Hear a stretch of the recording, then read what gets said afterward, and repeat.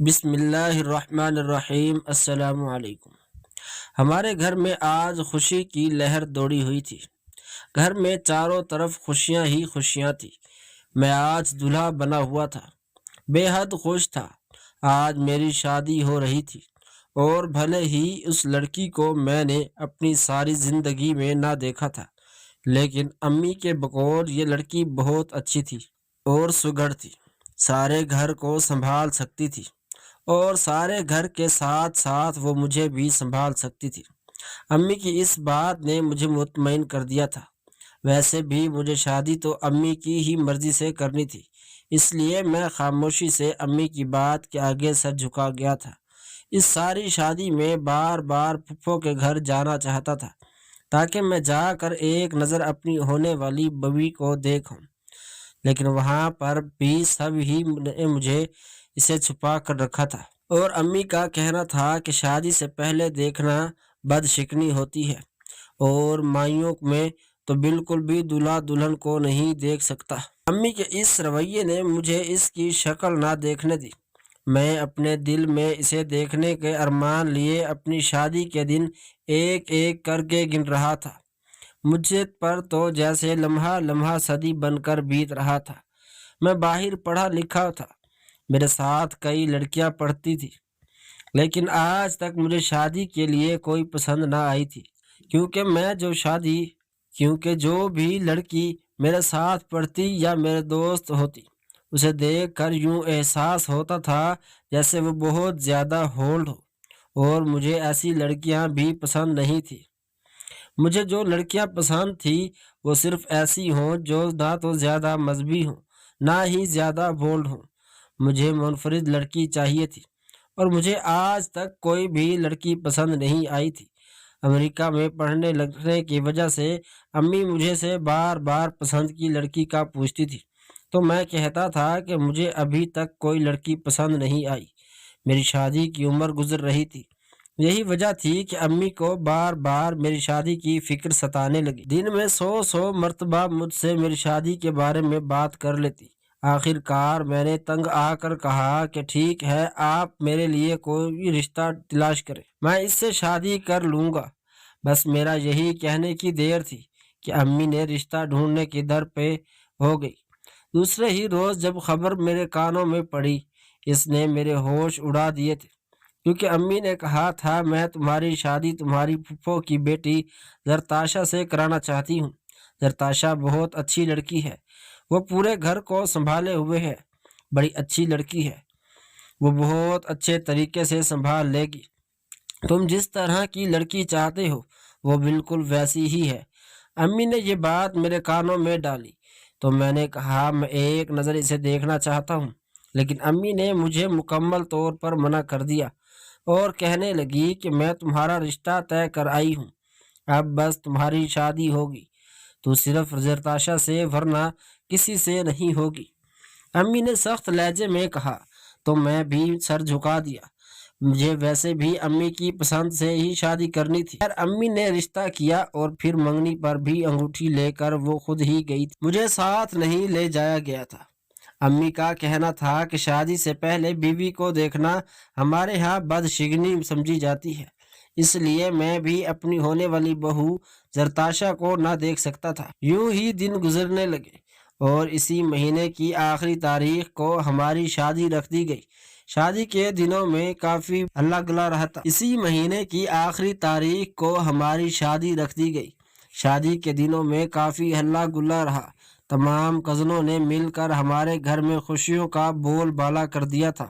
ہر ایک کے چہرے پر مسکراہٹ تھی، ہر ایک خوشی کے گن گا رہا تھا۔ ہمارے خاندان میں ویسے ہی شادیاں بڑی لیٹ ہوا کرتی تھی، یہی وجہ تھی کہ میری شادی اتنی لیٹ ہوئی تھی۔ یہ سب لوگ اس خوشی کے لیے ترسے ہوئے تھے، اس لیے یہ سب لوگ میری شادی میں اتنی خوشی سے ناچ گا رہے تھے، اور میں بھی اپنی شادی پر بے حد خوش تھا۔ مجھے پاکستان سے ہی شادی کرنی تھی، امریکہ کی لڑکیاں تو ویسے ہی اچھی نہیں لگتی تھی۔ میں نے سوچا تھا کہ پڑھائی کرنے کے بعد جب پاکستان آؤں گا تو خود اپنے لیے کوئی لڑکی پسند کروں گا، لیکن امی نے یہ نوبت بھی نہ آنے دی، اور خود میرے لیے لڑکی پسند کر لائی۔ اور وہ مجھے بھی پھپھو کی بیٹی میں ہمیشہ سے ہی گھر سے باہر رہا تھا، اس لیے اپنے رشتہ داروں میں کسی کو بھی نہیں جانتا تھا، نہ تو کسی کے گھر جاتا تھا۔ بس ہمارے گھر میں جو بھی آ کر مجھ سے بات چیت کر لیتا، اس سے مل لیتا اور بات چیت وغیرہ کر لیتا۔ اس طریقے سے پھپھو سے میری بات چیت ہو جایا کرتی تھی، لیکن ان کے بچوں سے کبھی بھی میرا آمنا سامنا نہ ہوا تھا۔ یہی وجہ تھی کہ میں زرتاشا کو نہیں پہچانتا تھا، اور میں نے جب دیکھنے کے لیے بات کی تو مجھے مکمل طور پر منع کر دیا تھا، اور اس بات نے مجھے مزید بے چین کر دیا تھا کہ نہ جانے کب میں اپنی بیوی کا چہرہ دیکھوں گا۔ اللہ اللہ کر کے یہ دن آیا تھا، اور آج میری رخصتی تھی۔ رخصتی کے وقت بھی اسے میرے ساتھ تو بٹھایا گیا تھا، لیکن اس کے چہرے پر گھونگھٹ ڈال دیا گیا تھا، یعنی میں اس کا چہرہ اپنے کمرے میں ہی بالکل اکیلے میں دیکھ سکتا تھا، یعنی میں اپنی شادی کی پہلی رات کو ہی میں اسے دیکھ سکتا۔ میرا نام ابرار ہے، میں اپنے والدین کا اکلوتا بیٹا ہوں۔ میرے بابا ایک بہت بڑے بزنس مین ہیں، اور میری امی بھی میرے بابا کے ساتھ بزنس میں ہاتھ بٹاتی ہیں۔ یوں کہ ہمارا خاندان پڑھا لکھا ہے اور سبھی لوگ بڑے ایجوکیٹڈ ہیں، لیکن ہم سے جڑے کچھ لوگ ہم سے کافی غریب بھی ہیں، لیکن اتنے بھی نہیں کہ ہم انہیں غریب کہہ سکیں۔ وہ بھی اچھے خاصے کھاتے پیتے ہیں، لیکن سبھی لوگوں کے درمیان ایسا رشتہ قائم ہے جسے دلوں کے رشتے قائم ہوتے ہیں۔ ہر کوئی ایک دوسرے کی خوشی غمی میں اس طرح سے شریک ہوتا ہے جیسے وہ اپنی خوشی غمی میں شریک ہو۔ پھپھو، چاچیوں، ماسیوں اور دوسرے قریبی رشتہ داروں سبھی نے ایک دوسرے کو اس طریقے سے جوڑ رکھا تھا جیسے وہ سب ایک دوسرے کے بنا رہنے کے قابل ہی نہ ہو۔ زندگی گزر رہی تھی، میں تو بچپن سے ہی باہری رہا تھا۔ میں کچھ سالوں کا ہوا تو امی نے مجھے بورڈنگ میں ایک اچھے سکول میں ڈال دیا تاکہ میری پڑھائی اچھے طریقے سے ہو سکے۔ مما اور بابا کا یہی خواب تھا کہ میں اچھے سکولوں میں پڑھوں اور کچھ بن سکوں۔ چنانچہ ان کی خواہش کے مطابق مجھے دوسرے شہر پڑھنے کے لیے بھیج دیا گیا، جہاں کے سکول کے پیسے عام لوگوں کی بس کی بات نہ ہوتی۔ میرے بابا میری وہ تمام فیس ادا کرتے اور میں وہیں پر پڑھتا رہتا۔ سال میں ایک بار گھر کا چکر لگاتا تو مجھے گھر کے کچھ اچھا نہ لگتا، بس میں چاہتا تھا کہ میں ہاسپٹل میں اپنے دوستوں کے ساتھ ہی رہوں، انہی کے ساتھ ہنسوں کھیلوں ناچوں گاؤں اور انہی کے ساتھ رہنا رہوں، لیکن ایسا ممکن نہیں تھا۔ زندگی کی دوڑ آگے بڑھتی جا رہی تھی اور انسان آگے کے آگے منازل طے کرتا جاتا ہے۔ آہستہ آہستہ اس کے ایک دوست سے دو دوست بن جاتے ہیں، اور پھر پرانے دوستوں سے نئے دوست بن جاتے ہیں، اور میری زندگی میں بھی ایسا ہی ہو رہا تھا۔ میں نے مڈل تک ایک سکول میں تعلیم حاصل کی، اور پھر مڈل کے بعد مجھے کالج میں ایڈمیشن دلوایا گیا۔ اب میں کراچی شہر منتقل ہو گیا، اور کالج کی پڑھائی اتنی زیادہ ہوا کرتی تھی کہ مجھے اپنا سر کھجانے کے لیے بھی ٹائم نہ ملتا تھا۔ یہی وجہ تھی کہ پہلے جو میں سال میں ایک بار آ جاتا تھا، اب تو سال میں ایک بار بھی گھر جانے کا ٹائم نہ ملتا۔ اوپر سے امی ابو روزانہ کال کر کے بس یہی بات کہتے کہ بیٹا زیادہ سے زیادہ پڑھائی کرو، تمہاری پڑھائی میں اتنے مارکس آنے چاہیے کہ تمہیں اسکالرشپ مل جائے اور تم اول پوزیشن حاصل کر لو۔ ہمیشہ اول پوزیشن کے چکر میں میں خود کو بھول جاتا اور محنت کرتا کہ ہمیشہ اول پوزیشن ہی آتی تھی۔ لائق اتنا زیادہ تھا کہ خود پر غرور ہونے لگا تھا۔ یہی وجہ تھی کہ ماما بابا بھی مجھ پر بہت فخر کرتے تھے، اور میں اپنے والدین کا سر فخر سے بلند ہوتا دیکھتا تو میرا سر مزید فخر سے بلند ہو جاتا، میری چھاتی چوڑی ہو جاتی۔ یہ بات میرے لیے بہت ہی خوشی کا باعث تھی۔ اپنے خاندان کے سبھی لوگ مجھ سے ملنے کی چاہت رکھتے تھے، لیکن میں بس اپنے رزلٹ کا دن ایک دن آتا ہے، میں باپ سے ملتا اور واپس چلا جاتا۔ میں نے ایف ایس سی اسی کالج میں کیا، اور پھر ایف ایس سی کرنے کے بعد ابھی میں سوچ رہا تھا کہ آخر میں کسی پڑھائی کروں، کہاں جاؤں اور کس یونیورسٹی میں ایڈمیشن لوں۔ اپنے دوستوں سے مشاورت بھی چل رہی تھی کہ ایک روز بابا کی کال آئی۔ انہوں نے مجھ سے پوچھا کہ تمہارا کیا خیال ہے آگے پڑھنے کا؟ میں نے کہا بابا میں آگے پڑھنا چاہتا ہوں، لیکن کسی اچھی سی یونیورسٹی میں پڑھنا چاہتا ہوں۔ پاکستان کی سب سے اچھی یونیورسٹی کو دیکھ رہا تھا۔ مشاورت کرنے کے بعد تمام دوست وہیں پر ایڈمیشن لیں گے، لیکن بابا نے مجھے وہیں پر ٹوک دیا اور کہنے لگے، نہیں، تمہیں وہاں ہرگز پاکستان میں داخلہ نہیں لینا، تمہیں ملک سے باہر جانا ہے۔ اب تم ہی فیصلہ کرو کہ تمہیں جانا چاہیے، لندن جانا ہے یا امریکہ جانا ہے۔ ان تینوں کنٹریز میں سے ایک کنٹری کو انتخاب کرو۔ جہاں تم جانا چاہتے ہو میں تمہیں وہیں بھیج دوں گا، اور تمہیں اس بار بھی اسکالرشپ لینی ہوگی۔ میں چاہتا ہوں کہ تم اپنی محنت پر ہی کامیاب بنو۔ بابا کی یہ بات سن کر میں بہت اداس ہو گیا تھا۔ ایک بار پھر سے میرے دوست مجھ سے پیچھے رہ رہے تھے۔ اپنے ان دوستوں کا بالکل بھی ایسے دور نہیں کر سکتا تھا۔ پہلے بچپن کی تو چلو، وہ تو کم عمری میں کے طور پر تھے، ان کے بارے میں تو اتنا علم بھی نہ رہا تھا۔ اب یہ تو میری جوانی کے دوست تھے، جنہوں نے ہر دکھ میں میرا ساتھ دیا تھا۔ اب بھلا ان کو میں کیسے چھوڑ سکتا تھا؟ میں نے کہا، بابا جان، میں ایسے کیسے جا سکتا ہوں؟ میں اپنے دوستوں کے ساتھ رہ کر یہیں پاکستان میں پڑھائی کر لوں گا۔ لیکن بابا نے میری ایک نہ سنی اور مجھ سے کہا، تمہیں اگر جانا ہے تو جانا پھر ان تینوں ممالک میں سے ہے۔ میں نے ان ایک ملک کو چنا، وہ تھا امریکہ۔ وہاں پر بابا نے مجھے بھیج دیا۔ اب جو میں 2 سال 2.5 سال ایک بار گھر میں ملنے آ جاتا، اب تو وہ بھی منقود ہو کر رہ گیا تھا۔ میں نے مسلسل 6 سال وہاں لگائے تھے اور اپنی پڑھائی مکمل کرتا رہا۔ وہاں پر پڑھائی اتنی ٹف ہو گئی تھی کہ اپنا سر کھجانے کا ٹائم بھی نہ ملتا تھا۔ اوپر سے امی ابو کی یاد ستانے لگی تھی، تو انہیں کال کرتا، وہ بھی اپنے اپنے کاموں میں اس طریقے سے مشغول ہوتے کہ مجھے وقت ہی نہ دے پاتے۔ یوں ہی سوچتا رہتا کہ میں نے بھی کیا زندگی گزاری ہے۔ ہر وقت تو پڑھائی پڑھائی پڑھائی۔ اس پڑھائی کو میں نے سر پر سوار کر لیا، اپنی زندگی کی تمام رونقوں کو بھول چکا۔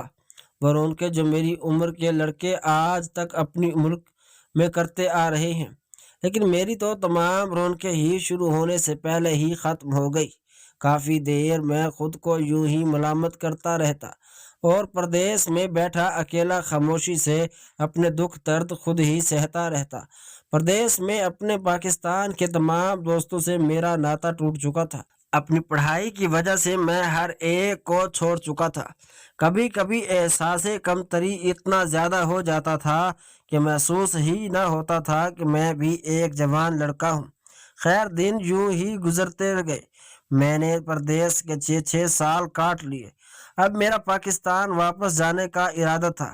میں اتنا خوش تھا کہ میں خوشی سے پھولے نہیں سما پا رہا تھا۔ میری آنکھوں میں چمک ہی نہیں جا رہی تھی۔ میں گھر میں پال کر کے بتانا چاہتا تھا، لیکن اسے سرپرائز پر چھوڑ دیا۔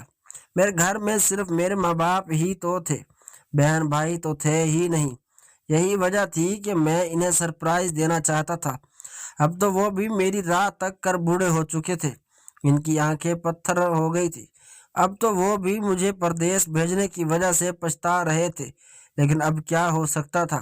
مجھے تو وہاں پر 6 سال ہی لگانے تھے، اور اب 6 سال مکمل ہوئے تو اب میرا خوشی کا کوئی ٹھکانہ نہ تھا۔ دل ہی دل میں سوچ رہا تھا، جب جاؤں گا تو اپنے تمام پرانے دوستوں سے ملوں گا، خوش گپیاں اڑاؤں گا اور ہلا گلا کروں گا۔ خوشی سے میری آنکھوں سے آنسو نکل آئے تھے۔ میں نے اپنا سامان باندھا اور رات کے 12 بجے کی فلائٹ بک کروا لی، اور پھر رات کے 12 بجے کی فلائٹ سے بیٹھتا۔ صبح میں اپنے ملک پاکستان کی دہلیز پر تھا۔ پاکستان کی سرزمین پہ پیر رکھتے ہی میرے اندر جو سکون اور اطمینان کی لہر دوڑی تھی، اس نے مجھے مکمل طور پر ہوش و حواس سے ہگانا کر دیا تھا۔ اپنے ملک، اپنے گھر کا سکون ہی الگ ہوتا ہے، میں نے یہ سوچا اور ایک نظر ادھر ادھر دوڑائی۔ ایئرپورٹ سے باہر آیا، صبح کا سویرا طلوع ہو رہا تھا، اور اب وہ دکانوں کے سامنے ایئرپورٹ کی جلتی ہوئی بتیاں آہستہ آہستہ مدھم ہو رہی تھی۔ صبح کی روشنی میں ہر چیز کو مدھم کر دیا جاتا ہے، اور خود ہر چیز سے روشنی ہوتی تھی، ہر ایک چیز کو منور کر رہی تھی۔ تمام مصنوعی بتیاں روشنی کے آگے ماند پڑ چکی تھی۔ میں نے سراتے ہوئے پاکستان پر پڑنے والی اس سورج کی کرنوں کو دیکھا اور پھر جلدی سے ٹیکسی کی طرف بڑھا۔ ٹیکسی والے نے مجھ سے میرے گھر کا ایڈریس پوچھا اور مجھے اپنے ساتھ لیے چل پڑا۔ راستے میں وہ کافی مجھ سے گپیں لگاتا رہا۔ آدھا راستہ چلنے کے بعد مجھے احساس ہوا کہ میں اس شخص کو جانتا ہوں۔ میں نے اسے غور سے دیکھا تو وہ کوئی اور نہیں بلکہ میرا ایک پرانا دوست تھا۔ وہ مجھے پہلے ہی جان چکا تھا لیکن ایکٹنگ کر رہا تھا میں اسے پہچان لوں۔ میں نے اسے پہچانا تھا۔ میں نے اس سے کہا گاڑی روک۔ اس نے گاڑی روکی اور پھر ہم دونوں گلے مل کر ایسا روئے کہ جب تک دل نہ بھرا، ایک دوسرے سے پیچھے نہ ہٹے۔ زندگی کے 6 سال ایک دوسرے سے دور رہ کر گزارے تھے۔ اس کی زندگی کی تلخیوں نے اسے کہاں سے کہاں پہنچا دیا تھا اور میری زندگی کی آسانیوں نے مجھے کہاں سے کہاں پہنچا دیا تھا۔ دونوں کی زندگیوں میں زمین آسمان کا فرق تھا۔ میں نے تو نم ہوتی آنکھوں کے ساتھ اسے دیکھا اور اس سے کہا کہ آج کے بعد تم اس طرح سے بے روزگار نہیں پھرو گے، تم یوں ٹیکسی نہیں چلاؤ گے۔ لیکن وہ کہنے لگا کہ یہ میرے باپ کا ورثہ ہے اور مجھے یہی ٹیکسی چلانی ہے۔ اس کی یہ بات سنتے ہوئے میں خاموش ہو گیا اور پھر ایسے گپے ہانکتے ہوئے میں گھر پہنچا۔ گھر کی دہلیز پر پہنچ کر میں نے دیکھا کہ ہر ایک نوکر چاکر سب اپنے اپنے کاموں میں لگے ہوئے تھے۔ دروازے پر بیٹھا سیکورٹی گارڈ مجھے دیکھ کر حیران پریشان کھڑا ہو گیا لیکن میں نے اسے ہاتھ کے اشارے سے روک دیا۔ اس نے میرے سامنے دروازہ کھولا اور میں اندر داخل ہو گیا۔ سامنے ہی مالی کاکا پودوں کو پانی دے رہے تھے اپنے بوڑھے کانپتے ہاتھوں سے۔ انہوں نے ایک ہاتھ میں پانی کا برتن اٹھایا ہوا تھا لیکن جیسے ہی انہوں نے مجھے دیکھا وہ میری طرف بڑھنے لگے۔ میری طرف آ کر مجھے ڈھیر ساری دعائیں کی اور مجھے ملنے کی بات انہوں نے کہا۔ بیگم صاحبہ اور صاحب جی اندر ناشتہ کر رہے ہیں۔ میں اس کی تائید پر عمل کرتے ہوئے گھر کے اندر داخل ہو گیا اور پھر ڈائننگ روم کی طرف بڑھا تو وہ دونوں میری طرف دیکھ کر کشش پنج میں مبتلا ہو کر اٹھ گئے۔ ان دونوں کی آنکھوں میں جو چمک آئی تھی یہی چمک میں دیکھنا چاہتا تھا۔ یہ زندگی کی سب سے پہلی خوشی تھی جو میں ان کو دے رہا تھا اور ان کی آنکھوں کی یہ چمک واضح کر رہی تھی کہ وہ میرے آنے پر کتنا خوش ہوئے تھے۔ خیر میرے یہاں آنے کے بعد گھر میں چاروں طرف خوشیاں ہی خوشیاں پھیل گئی تھی۔ میرے آنے پر ماں باپ نے ایک بڑی دعوت رکھی تھی جس میں تمام خاندان کے لوگ شامل تھے اور پھر اس کے بعد ہی میری ماں نے مجھ سے شادی کے لیے مجبور کرنا شروع کر دیا تھا۔ آخر کار میں نے اسے اپنی دلہن ڈھونڈنے کی ذمہ داری سونپی تو میری جان چھوٹی تھی لیکن اگلے ہی دن اس نے مجھے یہ خبر سنائی۔ وہ میری شادی میری پھپھو کی بیٹی سے کروانا چاہ رہی تھی۔ یہ بات سن کر میں نے کہا میں لڑکی نظر دیکھنا چاہتا ہوں لیکن کسی نے میری ایک نہ سنی اور اس سے بدشگنی کہہ کر مجھے خاموش کروا دیا گیا۔ آخر کار مجھے اپنی شادی کی رات تک ہی خاموش رہنا تھا۔ اللہ اللہ کر کے سہاگ رات آئی اور میں تمام دوستوں سے چھٹکارا حاصل کرتے ہوئے میں اپنے کمرے تک جا پہنچا اور خود کو قابو کرتے ہوئے میں نے دروازہ کھولا اور اندر داخل ہو گیا۔ میں نے دیکھا کمرے کو بہت ہی خوبصورت طریقے سے سجایا گیا تھا اور بیڈ کے اوپر ہی ایک سجی سنوری دلہن بیٹھی تھی لیکن اس کے چہرے پر ابھی بھی گھونگھٹ پڑا ہوا تھا۔ میں نے مسکراتے ہوئے اپنی ٹوپی اتار کر رکھی اور آگے بڑھ گیا۔ میں جا کر امی کی ہدایات کے مطابق سب سے پہلے کام یہی کیا کہ میں گھونگھٹ اتار کر دیکھنا چاہتا تھا۔ جب میں نے جیسے ہی گھونگھٹ الٹا میرے پیروں تلے سے زمین نکل گئی تھی۔ میں ایک دم سے اٹھ کھڑا ہوا کیونکہ یہ اتنی کالی لڑکی تھی جو میک اپ کے باوجود بھی کالی نظر آ رہی تھی۔ نین نقش بھی کچھ اچھے نہ تھے۔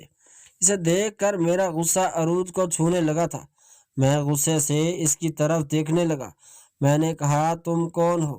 میری ماں نے تو کہا تھا ایک اچھی خوبصورت اور سلجھی ہوئی لڑکی ہے میری شادی کروا رہی ہے لیکن یہاں تو گنگناہی الٹی بہہ رہی ہے۔ میں نے فوراً جھڑک کر کہا تو وہ بیچاری دہک کر پیچھے ہٹی۔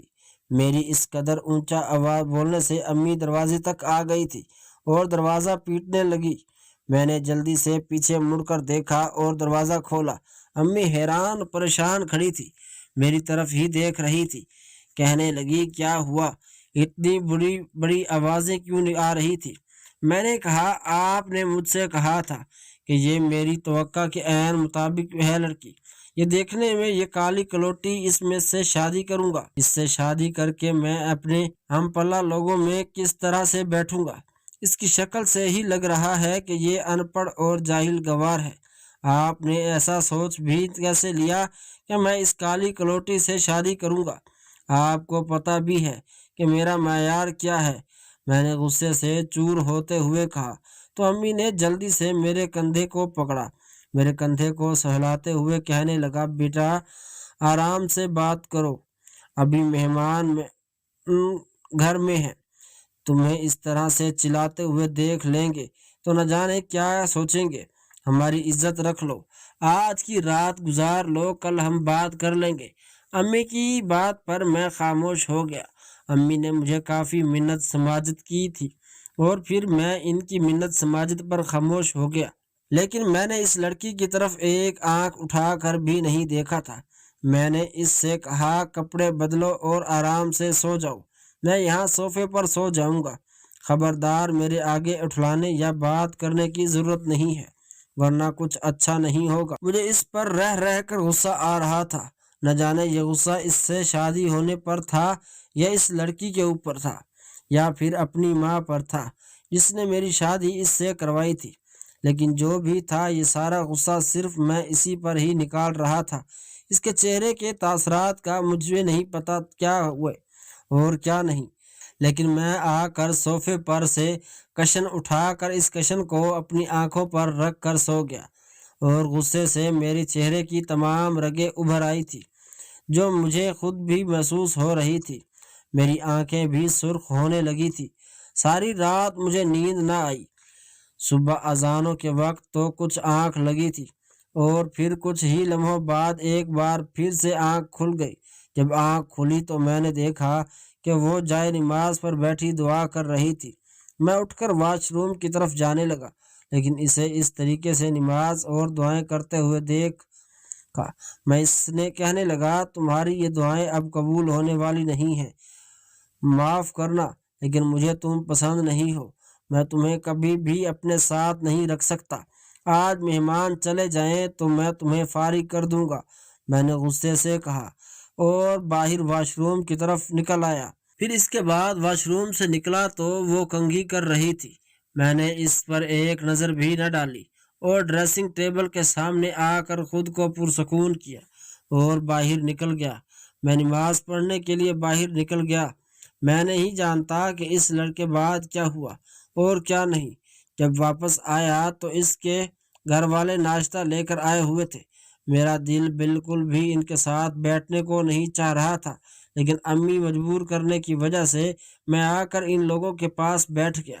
کافی دیر خوش گپیوں میں چلتی رہی، میں نے دیکھا وہ مسکرا کر میری طرف دیکھ رہی، میں اس کے والدین کے ساتھ اچھے طریقے سے پیش آ رہا ہوں، لیکن میں دل ہی دل میں اسے بہت کوس رہا تھا، اس کی وجہ سے مجھے کیا کیا جھیلنا پڑ رہا تھا۔ جیسے ہی اس کے گھر والے گئے، ہمارے اپنے بھی تمام مہمان جا چکے تھے، وہ اپنے کمرے میں آئی تو میں جلا بھنا بیٹھا تھا، آتے ہی میں نے اس پر چیخنے چلانے لگا، لیکن وہ بیچاری ایک سائیڈ پر ہو گئی اور آنسو بہا رہی تھی۔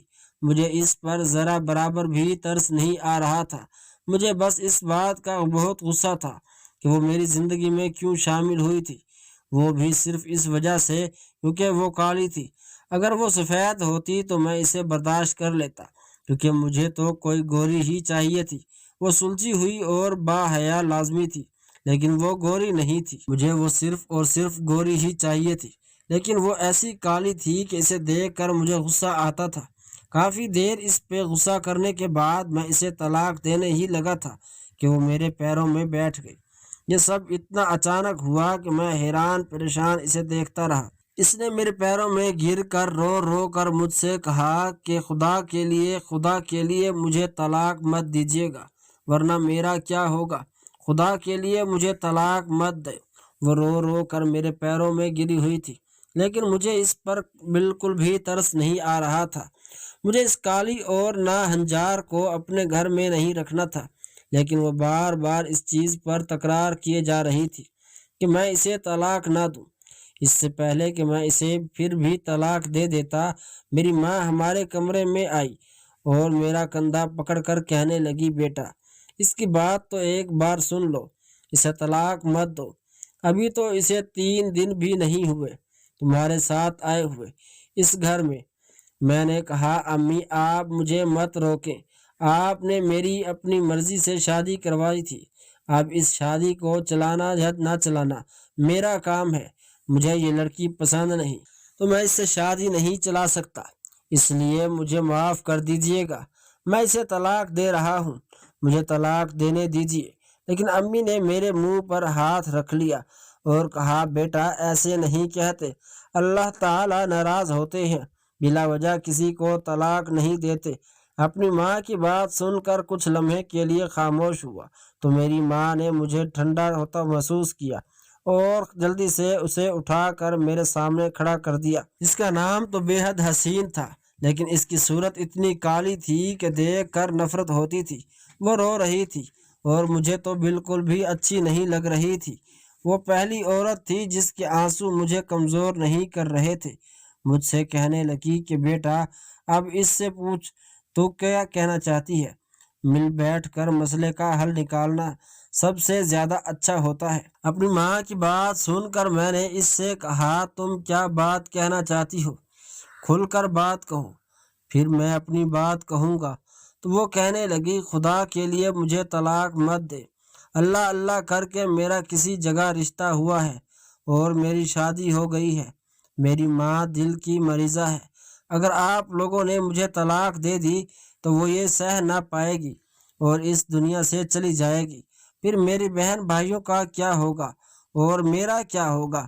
خدا کے لیے آپ بھلے ہی مجھے اس گھر کی نوکرانی بنا لے، مجھے نوکرانیوں کی طرح رکھیں، میں گھر کا سارا کام کر دوں گی، گھر کے کسی کونے میں سمٹی پڑی رہوں گی لیکن کبھی اف نہیں کروں گی، بس آپ مجھے طلاق مت دیجیے، اس گھر کی بہو ہونے کا اعزاز مت چھینیے جس کی وجہ سے میری ماں ابھی تک زندہ ہے۔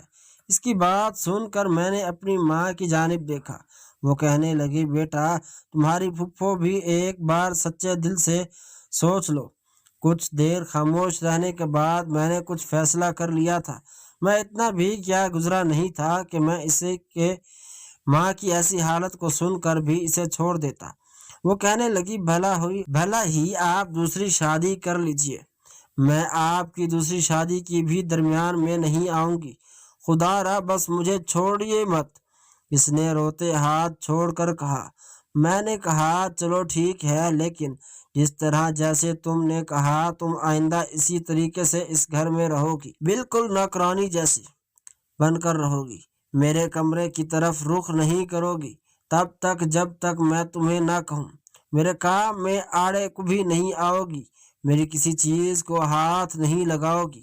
میں نے یہ بات کہی تو اس نے ایک تعصف بھری نظر مجھ پر ڈالی اور پھر کہنے لگی، جی ٹھیک ہے، مجھے منظور ہے، میں سٹور روم میں رہنے کے لیے تیار ہوں۔ اس نے یہ بات کہی تو مجھے اس پر ذرا برابر بھی رحم نہ آیا اور میں نے اسے ایسے نظروں سے دیکھا جیسے کہہ رہا ہوں، دفع ہو جاؤ۔ میری نظروں کو سمجھتے ہوئے اس نے میری الماری سے اپنے کپڑے نکالے، امی کے ساتھ چلتے ہوئے سٹور روم تک آئی۔ سٹور روم کو بھی اس نے خود اپنے ہاتھوں سے صاف کیا تھا اور پھر اسے میں خود رہنے لگی تھی۔ ہم سارے گھر والے اپنے اپنے ایسے والے کمرے میں رہتے، لیکن ایک وہی تھی جو مچھروں کی جگہ پر سٹور روم میں رہتی تھی، لیکن اس نے کبھی بھی منہ سے ایک لفظ نہیں نکالا تھا۔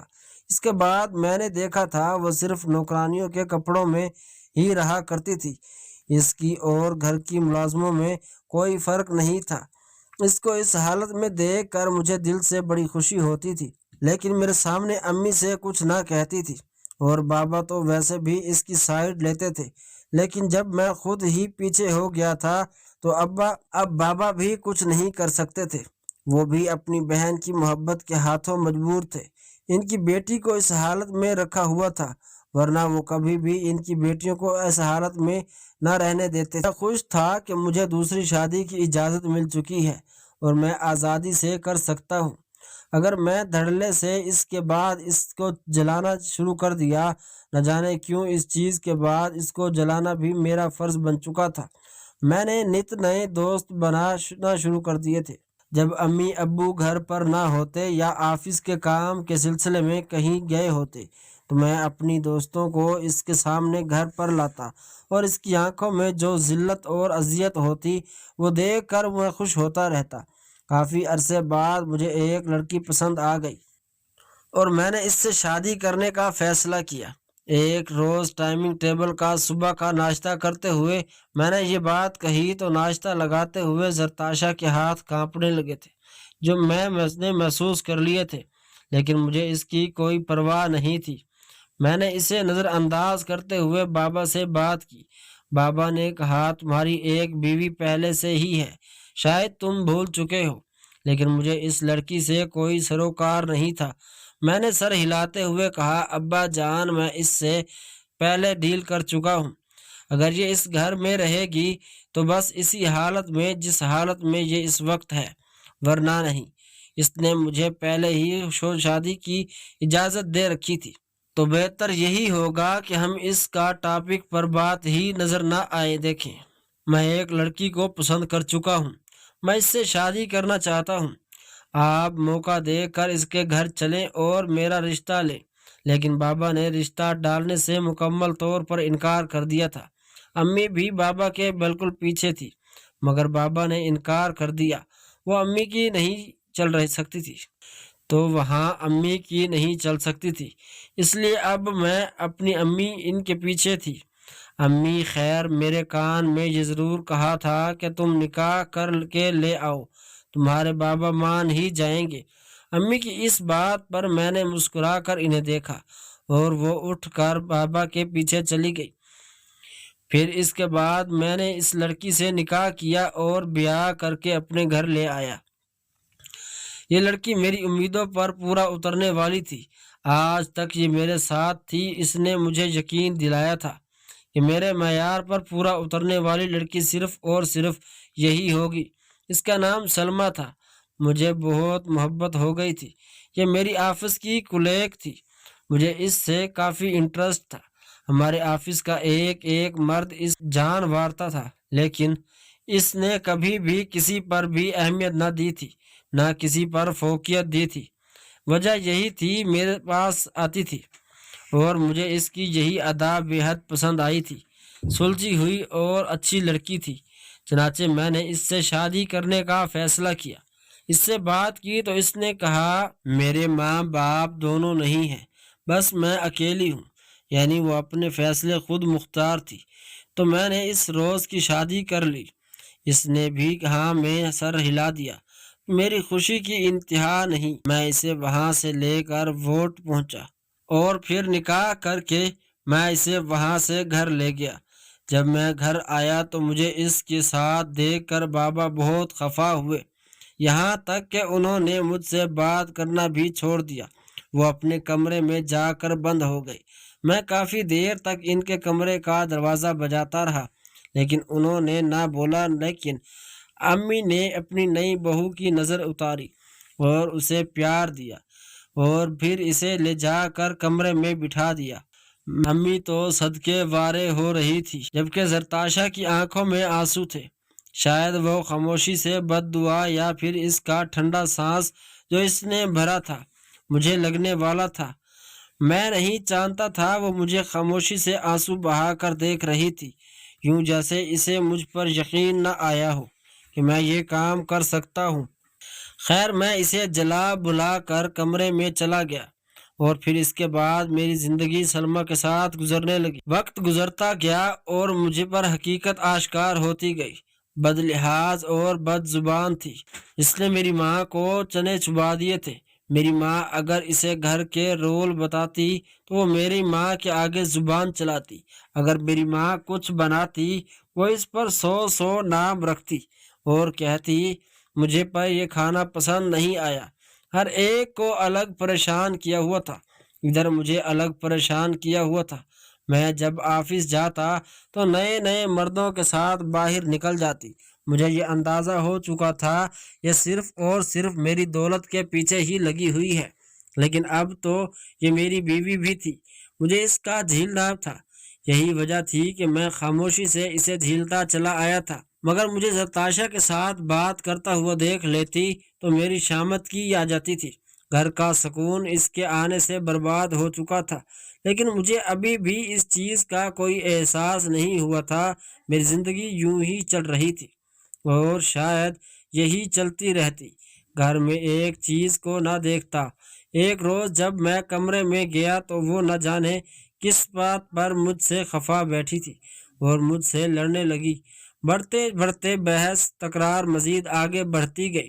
اگر میں شاید بات کرتا رہتا تو بات مزید بڑھتی جاتی اور گھر کے باقی لوگوں کا بھی سکون خراب ہو جاتا۔ یہی وجہ تھی کہ میں خاموشی سے باہر نکل آیا اور باہر صحن میں ٹہلنے لگا۔ صحن میں ٹہلتے ٹہلتے مجھے نہ جانے کتنا وقت گزر گیا تھا۔ صحن میں لگے ایک بینچ پر ہی میں سو گیا تھا۔ گھر میں سے کسی کو بھی اس بارے میں علم نہیں تھا۔ مجھے نیند نہیں آ رہی تھی اور عجیب سی بے چینی ہو رہی تھی۔ میں دوسری شادی کر کے پھنس ہی چکا تھا۔ سلمیٰ تو مجھے ناک کے چنے چبوا رہی تھی۔ اب میں بینچ پر سر رکھے آسمان پر چمکتے ستاروں کو دیکھ کر یہی سوچ رہا تھا کہ کہیں میں نے غلطی تو نہیں کرتی۔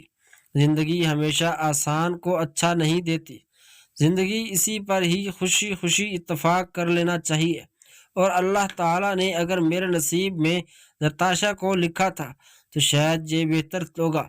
میں خود کو اب یہی سوچ رہا تھا۔ مجھے نیند آ گئی، نہ جانے کب میری آنکھ کھل گئی۔ آنکھ کھلی اور ایک بار پھر سے بے چینی لیے پڑا تھا۔ میں ادھر سے ادھر ٹہلنے لگا۔ اچانک مجھے اندر سے کسی کی آوازیں محسوس ہوئی۔ میں آہستگی سے اندر داخل ہوا۔ ابھی میں اندر داخل ہی ہو رہا تھا، میں نے دیکھا ڈرائنگ روم میں جائے نماز بچھائے رو رو کر دعائیں کر رہی تھی۔ وہ کوئی اور نہیں زرتاشا تھی۔ اسے یوں روتا دیکھ کر میرا دل اچھل کر حلق میں آ گیا تھا۔ کہیں وہ میری شکایتیں تو اللہ سے نہیں کر رہی تھی، کیونکہ وہ جب سے یہاں آئی تھی میں نے اسے کبھی بھی سکھ کا سانس نہیں لینے دیا تھا۔ اور امی اس کے سر پر کھڑی تھی۔ امی نے ایک دم سے اسے بالا سے پکڑ کر اٹھ کھڑا کیا اور مجھ سے یہ اس سے کہنے لگی، دیکھو کہ یہ مہارانی میں تمہیں یہاں پر ایسے آرام سے مسلح بچھا کر رونے دھونے کے لیے نہیں لائی، میں تمہیں اپنے گھر کی نوکرانی بنا کر لائی تھی۔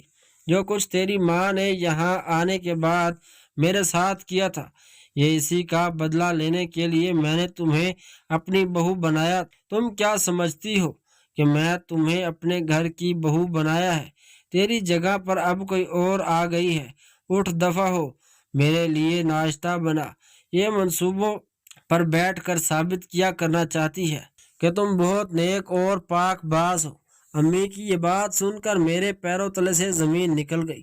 سر پر جیسے آسمان ٹوٹ پڑا تھا۔ یہ اس سے کس طرح اس طریقے سے امی بات کر رہی تھی؟ اس نے روتے ہوئے کہا، مجھے تہجد تو پوری کرنے دے۔ لیکن امی نے اس کے چہرے پر تھپڑ رسید کیا اور کہا، آگے سے زبان چلاتی ہو، تمہیں شرم نہیں آتی؟ تو وہ کہنے لگی، میرا کیا قصور ہے؟ اب مجھے کس چیز کی اتنی بڑی سزا دے رہی ہے؟ پہلے اب نے مجھے اپنے گھر میں اتنی چاہ سے بھی لا کر لایا، اور پھر اس کے بعد بیٹے کو کہا دوسری شادی کر لے۔ اب آپ مجھ سے برے طریقے سے ظلم و ستم کر رہی ہیں۔ میں نے کیا بگاڑا ہے؟ خدا کے لیے میری اذیت میں کچھ کمی کرے۔ اس دن ہوتے ہوئے کہا، لیکن امی نے اس کے چہرے پر در پہ در تھپڑ مارتی رہی۔ وہ تھپڑوں کی داغ نہ لاتے ہوئے معافی مانگنے لگی۔ امی نے اس سے کہا کہ اب آئی ہو نا تم راستے پر، تو اب جلدی سے جاؤ اور میرے لیے ناشتہ بنا کر لاؤ۔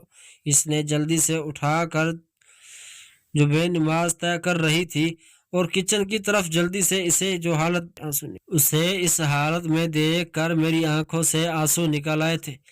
ایک وہ بیوی تھی جو صرف میرے لیے ہی یہاں بیٹھی تھی، اور ایک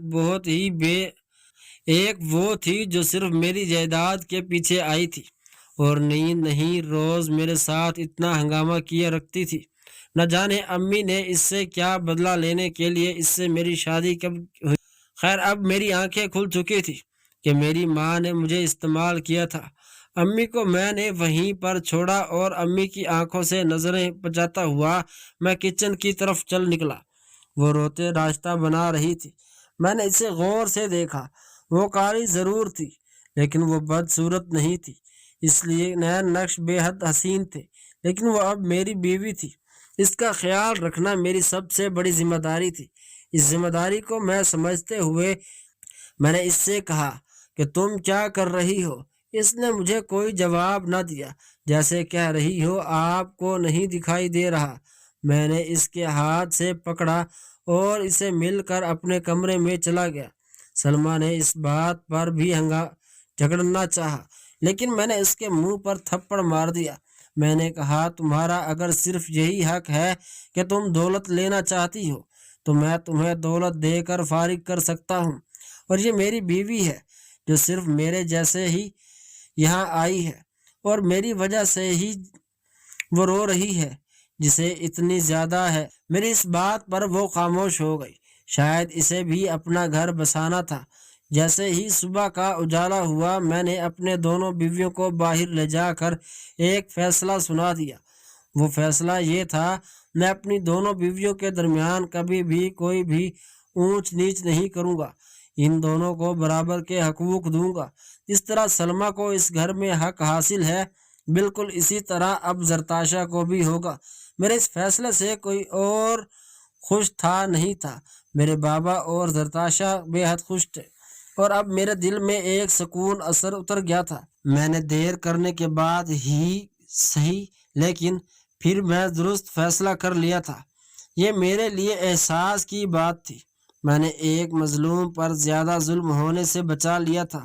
خدا کا شکر ادا کیا کہ اس نے مجھے جلدی ہی آنکھیں دے دی، ورنہ شاید میں بھی ظلم کرنے والوں کو لسٹ میں آ جاتا۔ میں جو کچھ کیا خدا اس پر مجھے معاف کرے۔ اب میں نے دیکھا تھا کہ وہ میری خدمت میں مزید آگے بڑھ چکی تھی۔ میرے لیے اب کپڑے استری شدہ میری الماری میں ٹنگے رہتے اور میرے لیے کھانا وقت پر تیار رہتا۔ وہ ہمیشہ مجھے مسکرا کر دیکھتی۔ میرے دل میں سکون اتر جاتا کیونکہ اب میں دونوں کے درمیان کوئی فرق نہیں رکھا تھا۔